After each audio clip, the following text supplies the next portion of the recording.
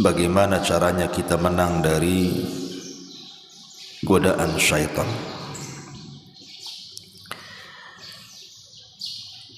Kita sering mengulas bahwa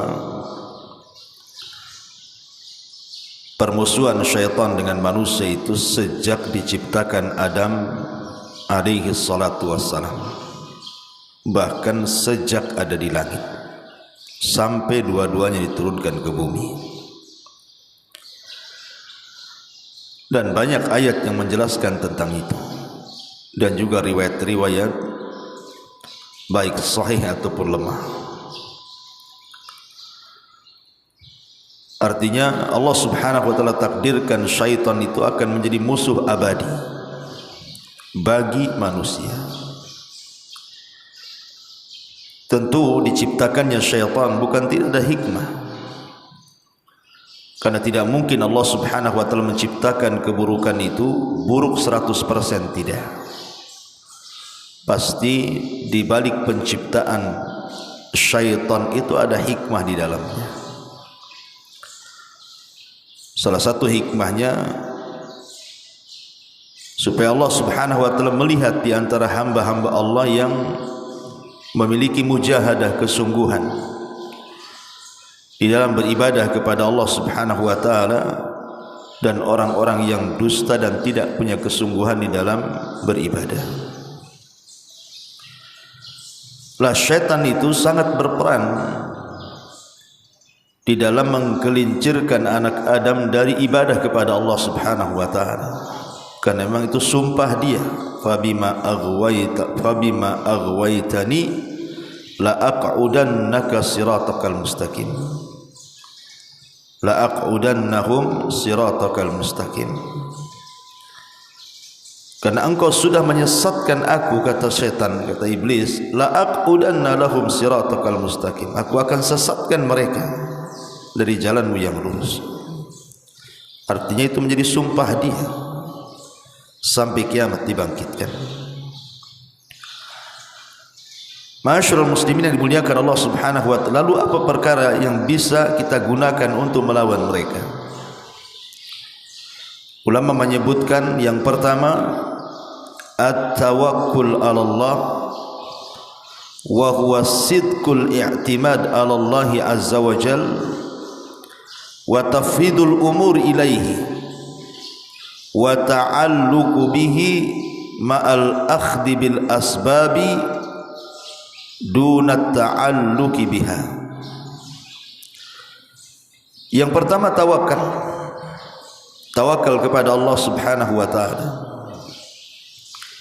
Artinya tawakal itu adalah jujurnya penyandaran kita kepada Allah azza wa jal dan menyerahkan seluruh urusan kepada Allah, serta menggantungkan hati kepada Allah disertai dengan mengambil sebab, bukan hanya semata-mata menggantungkan saja. Ma'asyiral muslimin yang dimuliakan Allah azza wa jalla, ingat sebuah hadis ketika Nabi SAW memerintahkan kita berdoa untuk keluar rumah. Apa doanya? Kata Nabi SAW, idza kharaja ar-rajulu min baitihi, kalau seseorang keluar dari rumahnya, faqala, dan dia mengatakan bismillahi tawakkaltu 'ala Allah, la haula wala quwata illa billah, dengan menyebut nama Allah, aku bertawakal kepada Allah dan tidak ada daya dan upaya kecuali milik Allah azza wa jalla. Maka ketika kita mengucapkan bismillahi tawakkaltu 'ala Allah, bismillah dengan menyebut nama Allah, aku bertawakal, menyandarkan diri kepada Allah azza wa jalla. Lihat bagaimana akan dikatakan kepada orang yang mengucapkan kalimat ini, hudita wa kufita wa wukita fatanahhalahu asyayatin. Maka kalau antum mengucapkan kalimat ini, akan dikatakan kepada antum, anda sedang diberikan hidayah, anda sedang dicukupi, dan anda sedang dijaga dan setan tidak akan berani mendekati Anda. Maka ketika kita membaca Bismillahirrahmanirrahim itu, maka setan-setan yang lain mengatakan, bagaimana mungkin kita akan menggoda dia? Wa qad hudiya wa kufiya wa wukiya. Dia sudah diberikan hidayah, sudah dicukupi Allah, dan sudah dijaga Allah. Jadi sesama setan, mereka tidak sanggup untuk menggoda orang yang mengatakan Bismillahirrahmanirrahim.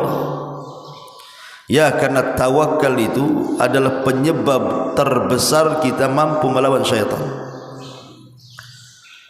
Untuk memudahkan cara berfikir, apa sih tawakal itu?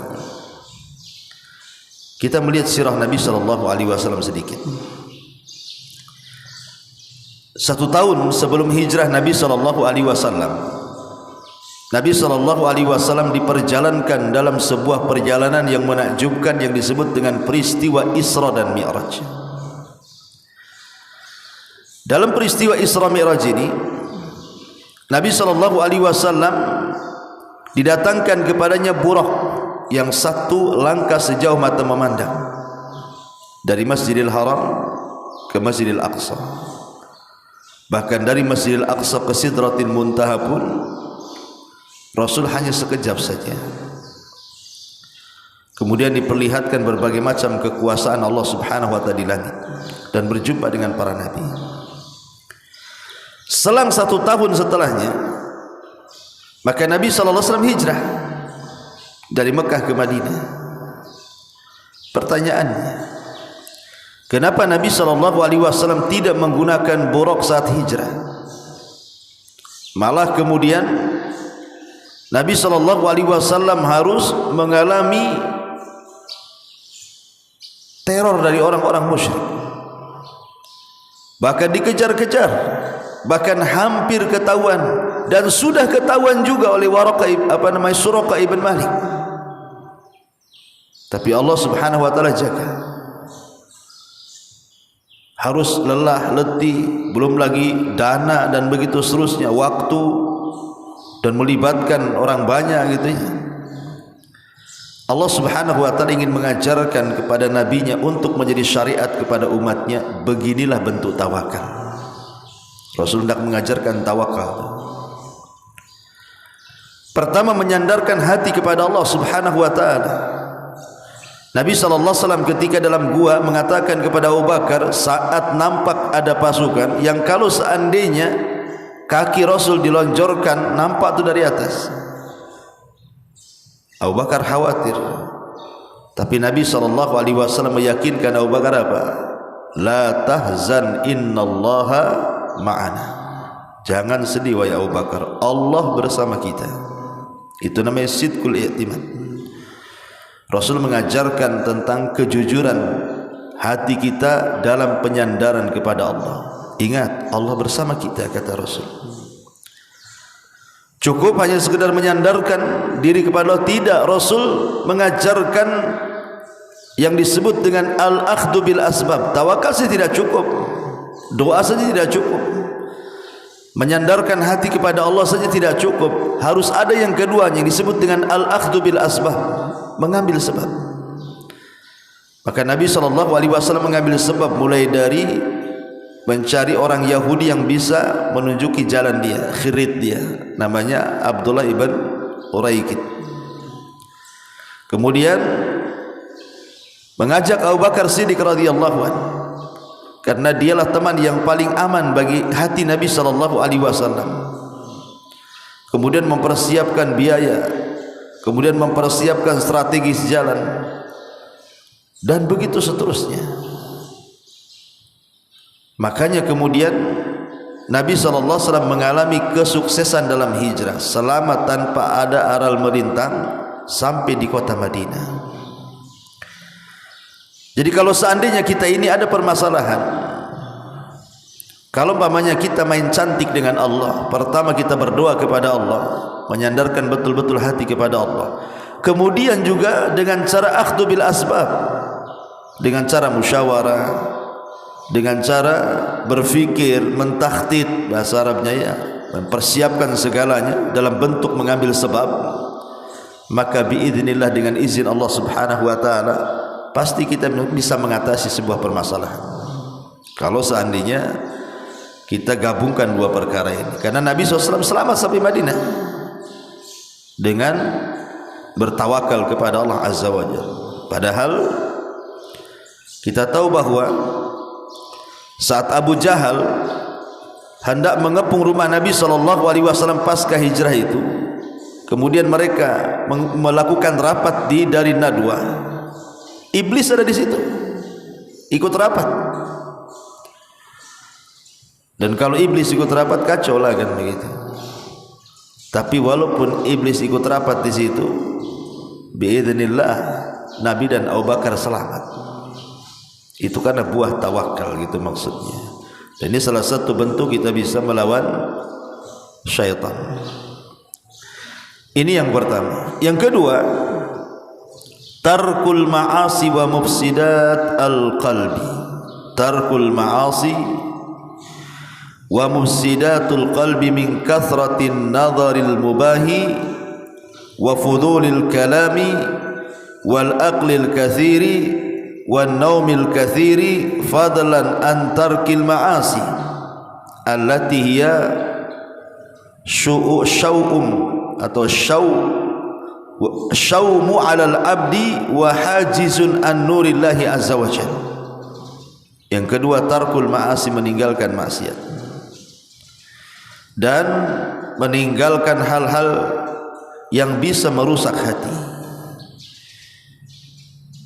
Baik perkara-perkara mubah, kita disibukkan dengan perkara-perkara mubah, ataupun berlebihan dalam bicara, berlebihan dalam makanan, berlebihan dalam tidur, apalagi sampai berlebihan dalam bermaksiat kepada Allah Subhanahu wa taala. Maka yang kedua adalah meninggalkan maksiat, karena memang tujuan iblis sendiri dan juga bala tentaranya, bagaimana kita ini bermaksiat, itu tujuannya. Bagaimana kita masuk kepada kesyirikan. Kalau tidak bisa kita masuk kepada bid'ah, kalau tidak bisa masuk kepada dosa besar, kalau tidak bisa masuk ke dosa kecil, kalau tidak bisa kita disibukkan dengan perkara mubah, kalau tidak bisa mengutamakan yang tidak afdal dan meninggalkan yang afdal. Begitulah langkah-langkah setan. Tidak bisa yang ini yang itu, tidak bisa dari jalur keburukan dibuat jalur kebaikan. Didorong-dorongnya untuk haji, untuk umrah, didorong-dorongnya untuk sedekah, didorong-dorongnya untuk melakukan kebaikan, tapi disuruh riya, nanti disuruh takjub, disuruh sombong, dan begitu seterusnya. Terkadang tidak bisa jalur keburukan, suruh maksiat, dibuatnya di jalur kebaikan, tapi di balik itu ya tadi disuruh ujub, disuruh sombong, disuruh riya, dan begitu seterusnya. Maka orang yang meninggalkan maksiat dan yang merusak hati itu bisa menolong kita dari syaitan. Kemudian yang ketiga, ma'ruf qiraatil Quran, membaca Al-Quran. Karena ada hadis Nabi SAW mengatakan, iqra'u suratal baqarati fa inna akhdaha barakah wa tarkaha hasrah wa la tastati'uhal batalah. Bacalah Al-Baqarah, karena yang mengambilnya akan dapat barakah, yang meninggalkannya akan dapat kerugian, dan tidak ada satupun syaitan yang mampu untuk melawannya. Seorang syekh bercerita, Syekh Al-Khamis, beliau bercerita tentang seorang laki-laki yang tidak suka pada seorang wanita. Akhirnya kemudian berencana untuk menyihirnya. Datang dia ke dukun yang paling sakti di daerahnya. Akhirnya kemudian sama mbah dukun ini disyarati, kalau engkau mau aku sihir dia, bayar sekian dan sekian. Maka laki-laki ini mengatakan siap, asal engkau bisa menyakiti dia. Akhirnya kemudian mulailah Dukun ini berkomat-kamit, bermantra-mantra beberapa hari. Tiba-tiba kemudian dukun angkat tangan dan mengatakan, aku tidak bisa, kayaknya kuat kali orang yang akan kusihir ini, aku tidak mampu, nih saya kembalikan uangnya. Tapi kalau engkau mau, aku punya dukun yang jauh lebih sakti daripada aku. Jadi anak muda ini mengatakan, kalau begitu tunjukkan tuh dukun yang lebih sakti dari kamu. Datanglah dia ke dukun yang kedua. Tentu karena lebih sakti, ya fulusnya juga harus lebih banyak lah, kan begitu. Akhirnya kemudian dia pun deal, oke, gak ada masalah, yang penting dia bisa menyihir perempuan itu. Setelah disihir tak mempan, angkat tangan juga dukun yang kedua tuh. Akhirnya kemudian dibalikan lagi itu duitnya. Kata sang dukun, aku punya guru yang jauh lebih sakti daripada aku, katanya. Kalau mau datanglah ke guruku, katanya. Nah, ini kalau di sana dukun-dukun jujur-jujur, ya kan. Kalau di sana itu kalau nggak sanggup gitu ya. Di Indonesia ini kita jujur. Bisa Pak Dukun? Bisa, katanya. Bisa, semua bisa. Nggak ada yang nggak bisa, katanya. Walaupun semua dusta, ya kan. Yang penting uangnya dulu keluar. Udah keluar kan sulit kembali tuh. Akhirnya datang pula ke dukun yang ketiga, betul-betul fulusnya jauh lebih besar lagi tuh. Tapi dia sanggup bayar. Rupanya dukun yang ketiga pun tidak sanggup tuh nyihir wanita itu. Baru kata dukun yang ketiga ini, dia terus terang, sebenarnya ketika aku ini sudah kong kali kong dengan syaitan, yang aku utus itu bukan setan biasa, tapi marodatus syaitan, katanya. Marodah itu kan setan paling jahat, tapi marodah syaitan pun tidak sanggup menyihir dia, katanya. Kamu ingin tahu apa penyebabnya? Maka anak muda ini mengatakan, ya apa itu penyebabnya? Karena wanita yang akan engkau sihir itu setiap malam dia baca Al-Baqarah, katanya. Dia baca surah Al-Baqarah. Kemudian kata Syekh Khomis ini, soal cerita ini benar atau salah gitu kan, maka kita cukup berpatokan kepada sabda Nabi sallallahu alaihi wasallam, wala yastati'uhal batala. Kata kita membaca Al-Baqarah, setan tidak akan sanggup untuk mendekati kita. Cukup dengan hadis ini saja. Apalagi ada kisah tadi seperti tadi kan, memperkuat saja. Ini yang ketiga. Yang keempat adalah ma'al qiyami bil wajibati wal ishtighalu bin nawafilit ta'at. Berusaha menjaga kewajiban kita kepada Allah, salat 5 waktu. Kemudian disibukkan perkara-perkara sunnah untuk memperkuat perkara wajib.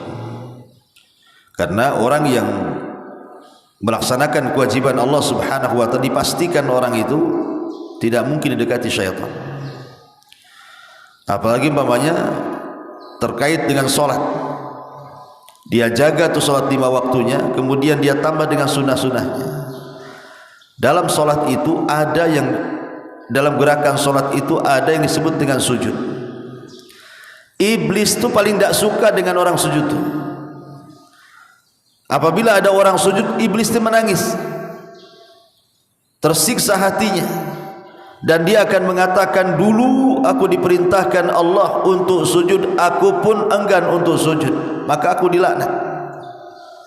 Hamba ini diperintahkan Allah Subhanahu wa ta'ala sujud, maka dia pun nurut dan langsung sujud, falahul jannah, dia pun akan dapat surga, katanya.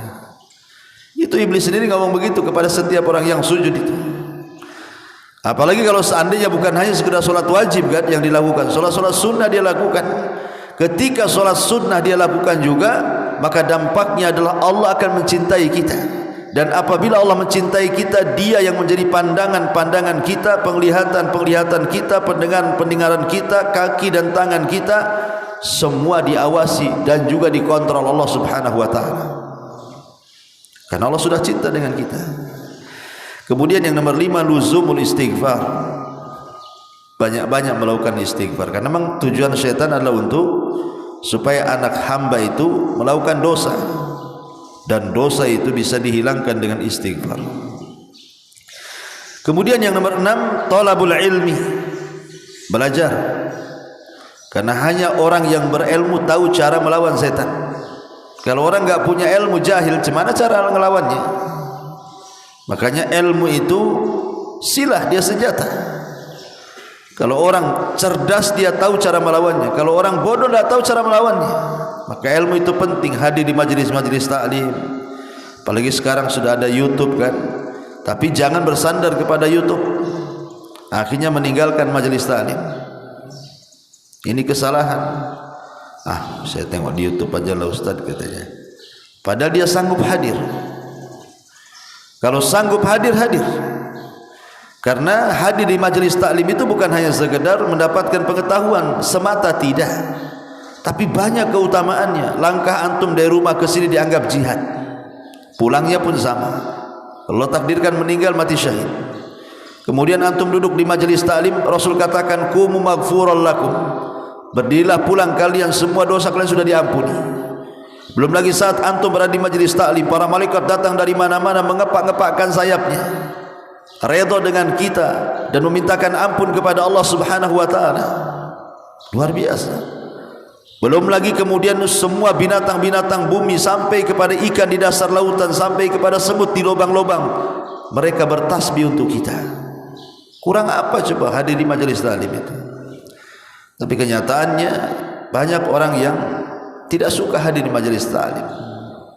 Ya, kalau majelis gahwah katanya orang Arab itu, orang buat datang ya. Tahu majelis gahwah itu kopi. Majelis makan-makan gitu. Baru banyak datang biasanya kan. Majelisul gahwah gitu. Ma'asyiral muslimin yang dimuliakan Allah Subhanahu wa taala. Kemudian yang nomor 7 tentu istiqomah dengan azkar, dengan zikir-zikir harian. Zikir-zikir harian kan banyak, ada zikir pagi, ada zikir petang, ada zikir menjelang tidur gitu ya. Karena kalau kita mengamalkan zikir-zikir itu lebih terbentengi kita. Walaupun hanya zikir itu mungkin kalimat-kalimat sederhana. Astagfirullah, subhanallah, alhamdulillah, Allahu akbar, la haula wala quwata illa billah, subhanallah bihamdi, subhanallahil azim. Ya pokok bahasa-bahasa ringan gitu aja lah. Tapi terus diucapkan lisan kan itu ya. Maka itu cukup bagi kita untuk membentengi dari godaan syaitan. Inilah 7 perkara yang disebutkan para ulama secara singkat. Subhanaka bihamdika asyhadu an la ilaha illa anta astaghfiruka wa atubu ilaik. Allahu taala alam. Assalamualaikum warahmatullahi wabarakatuh.